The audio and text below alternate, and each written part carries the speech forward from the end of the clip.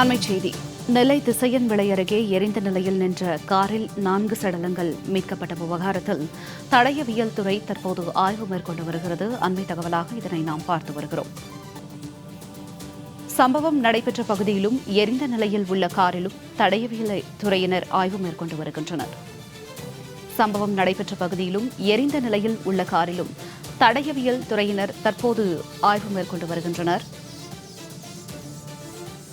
நெல்லை திசையன்விளை அருகே எரிந்த நிலையில் நின்ற காரில் 4 சடலங்கள் மீட்கப்பட்ட விவகாரத்தில் இது கொலையா அல்லது தற்கொலையா என்ற கோணத்தில் தடயவியல் துறையினர் தற்போது ஆய்வுகளை மேற்கொண்டு வருகின்றனர். விரிவான தகவல்களோடு நெல்லையிலிருந்து இணைகிறார் எமது செய்தியாளர் செல்வராஜ். வணக்கம் செல்வராஜ், இது குறித்த கூடுதல் விவரம்.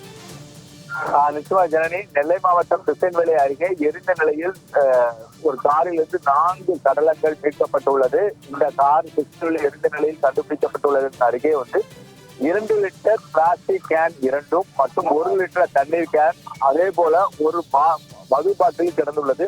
அதில் ஒரு பாட்டில் மட்டும் பாதி அளவு தண்ணீர் இருந்துள்ளது. காரில் உள்ள 4 உடல்களும் ஒரே குடும்பத்தை சேர்ந்தவராக இருக்கலாம் எனவும் கூறப்படுகிறது. இது தொழிலில் ஏதேனும் நஷ்டம் ஏற்பட்டு ஏதேனும் காரணத்தால காரில் இருந்து பெட்ரோலை ஊற்றி தீ வைத்துக் கொண்டார்களா அல்லது கொலையா என்பது தொடர்பாக அந்த சந்தேகத்தின் பேரில் தான் தற்போது நெல்லை மாவட்ட போலீசார் தங்கள் தீவிரமாக விசாரணை மேற்கொண்டு வருகிறார்கள். சம்பவ இடத்திற்கு நெல்லை மாவட்ட காவல்துறை கண்காணிப்பாளர் பிரசன்னகுமார் நேரில் தற்போது விசாரணை நடத்தி கொண்டு வருகிறார். தொடர்ந்து அவர் கூறும்போது இன்று காலையில் நடந்த விபத்து போலதான் தோன்றுகிறது. எனினும் காரை தொட்டு பார்க்கும் போது அதில் வெப்பம் இன்னும் இருந்து கொண்டுதான் இருக்கிறது எனவும் தடயவியல் துறை நிருபர்களும் சற்று முன் தற்போது பார்வையிட்டு தங்களுடைய ஆய்வுகளை மேற்கொண்டு வருவதாகவும் நெல்லை மாவட்ட ஆட்சித்தலைவர் நெல்லை மாவட்ட காவல்துறை கண்காணிப்பாளர் தெரிவித்துள்ளார். தொடர்ந்து இந்த பகுதியில் ஒரு பதட்டமான சூழ்நிலையாக நிலவி கொண்டிருக்கிறது. மேலும் அங்க வந்த தடயவியல் துறையினர் அங்குள்ள பாட்டில்கள், குறிப்பாக 2 லிட்டர் பிளாஸ்டிக் கேன்களையும் மற்றும் 2 லிட்டர் உள்ள தண்ணீர் பாட்டில் மற்றும் அதே போல மது பாட்டிலையும் திறந்ததை கண்டு அதையும் தங்களுடைய சோதனைகளை உட்படுத்திக் கொண்டு வருகிறார்கள். மேலும் காரில் யாரேனும் பெட்ரோலை ஊற்றி கொலை செய்தார்களா அல்லது இவர்களை தற்கொலை செய்து கொண்டார்களா என்ற கோணத்தில் தான் தற்போது வரை விசாரணை என்பது மேற்கொள்ளப்பட்டு வருகிறது.